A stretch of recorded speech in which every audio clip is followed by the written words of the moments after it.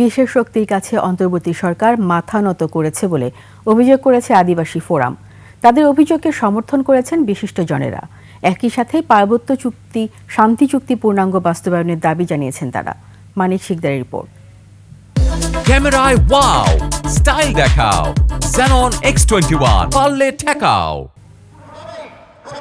কেন্দ্রীয় শহীদ মিনারে আত্মমর্যাদা ও আত্মপরিচয়ের স্বীকৃতি আদায়ের দাবিতে গণসমাবেশ।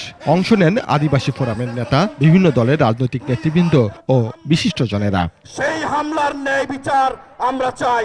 সমাবেশে বক্তারা 15 জানুয়ারি এনসিটিভিতে আন্দোলন চলাকালে আদিবাসী শিক্ষার্থীদের উপর হামলার প্রতিবাদ জানায়। নৈতিক দায়িত্ব এই অস্তিত্বের জন্য লড়াই সংগ্রাম করে যাওয়া। হামলাকারীদের গ্রেফতার না করায় ক্ষোভ প্রকাশ করেন তারা।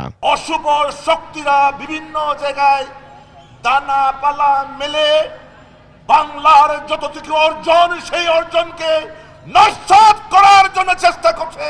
সরকারের দায়িত্ব এর বিরুদ্ধে যারা দায়ী তাদেরকে খুঁজে বের করে কাঠগড়ায় দাঁড় করানো, আইনের আওতায় আনা। এই অভ্যুত্থানে শুধু আবু সাইদ বা মীর মুগ্ধর রক্ত ঝরেনি, এখানে লিটন চন্দ্র হেমব্রম বা রিয়া গোপের রক্ত ঝরেছে।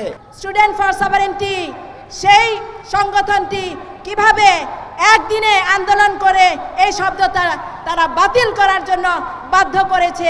সংবিধানের দোহাই দিয়ে আদিবাসীদের অধিকার বঞ্চিত করে রাখা হয়েছে। পার্বত্য শান্তি চুক্তি নিয়ে আওয়ামী লীগ সরকার টালবাহানা করেছে বলেও অভিযোগ করেন তারা। তাদের অধিকারের জন্য, স্বীকৃতির জন্য লড়াই করতে হবে এবং নির্যাতন নিপীড়নের শিকার হতে হবে।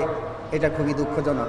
বড় ত্রুটি 72-এর সংবিধান এবং সেই সংবিধানে আদিবাসীদের স্বীকৃতি না দেওয়া। এই গণঅভ্যুত্থানের মধ্য দিয়ে অন্তর্বর্তীকালীন সরকার গঠিত হয়েছে। আদিবাসীদের জন্য একটা কমিশন করেন না, অন্ততপক্ষে সুপারিশ করেন। জুলাই অভ্যুত্থানে আদিবাসী গ্রাফিতি মুছে ফেলার প্রতিবাদ করেন বক্তারা। আর টিআইবির নির্বাহী পরিচালক বলেন, পাঠ্যপুস্তক থেকে আদিবাসী শব্দ ও গ্রাফিতি মুছে দিতে বিশেষ শক্তির কাছে নতি স্বীকার করেছে সরকার। অন্তর্বর্তীকালীন সরকারের প্রধান উপদেষ্টা জাতির উদ্দেশ্যে ভাষণে, তার প্রথম ভাষণে আদিবাসী শব্দ যেভাবে চয়ন করেছিলেন, আদিবাসীর পরিচয় উল্লেখ করে যেভাবে আদিবাসী অধিকারের কথা বলেছিলেন, তার কাছেও কিন্তু এই সাম্প্রতিক ঘটনাগুলো অজানা নয়।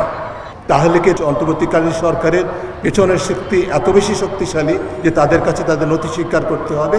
আদিবাসীদের নিয়ে যে কোনো ষড়যন্ত্রের বিরুদ্ধে রুখে দাঁড়ানোর আহ্বান জানান বক্তারা। আমাদের শিক্ষার্থীদের যদি বিচার না পাই আমরা। মানিক শিকদার, 21 টেলিভিশন, ঢাকা।